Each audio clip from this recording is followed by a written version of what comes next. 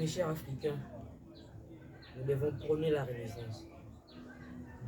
Nous devons faire la révolution de la conscience africaine parce que nous sommes dominés durant plusieurs années, que les Africains n'avaient plus leur place sur la planète.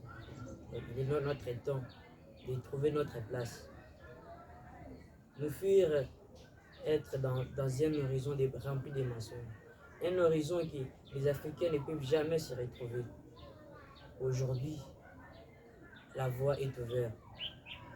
Donc nous tous sommes censés les révolutionner à notre part. Comme quelques penseurs, quelques réveils de conscience de la littérature, ils ont pu faire. Maintenant, c'est notre temps. Comme faisait Aimé Césaire, les Léopold Sédar Senghor, les Marcus Garvey, et ils faisaient leur part. Actuellement, c'est notre part. C'est notre devoir de faire, de réveiller la conscience africaine longtemps dormie. Une conscience longtemps lavée par les barbaries occidentales. Donc les Africains, c'est notre temps. Nous ne devons plus croiser les bras. C'est notre temps de révolution. C'est notre temps. Le moment est venu. Le moment qu'on attendait depuis est venu. Nos petits-fils ne peuvent jamais vivre la vie que nous avons désirée. Qu'est-ce que nous n'avons pas fait? Donc nous avons accepté premièrement leur culture, nous avons accepté leur idéologie, tout ça, et rien ne marche. Donc nous avons jugé bon que l'Afrique demeure toujours l'Afrique. Si nous, les Africains, on parle peu de l'Afrique, l'Afrique va disparaître. Donc c'est notre devoir de parler pour notre continent.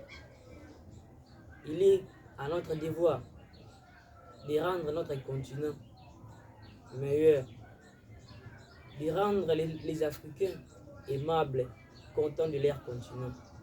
Et si nous, on ne les fait pas, qui fera maintenant notre place? Nous ne pouvons plus attendre que les injonctions occidentales, ça n'a rien à voir avec la réalité africaine. Nous disons non, nous disons stop pour ces barbaries-là, pour ces conneries, pour ces escroqueries intellectuelles, la falsification qui date. Et puis, l'Afrique toujours file la mère de toutes les sciences. Vu que sa connaissance était tellement nettoyée, falsifiée, du jour au lendemain, la situation ne demeure jamais la même. Et nous avons pu découvrir toutes ces falsifications-là. Et maintenant, on va faire face pour démasquer, pour montrer ces mascarades, ces escroqueries intellectuelles qu'ils ont pu faire. Nous sommes prêts, mes chers Africains, le message est à vous. Nous sommes prêts. Donc nous devons prendre conscience. Nous devons faire des études approfondies, des recherches approfondies pour découvrir les vérités cachées,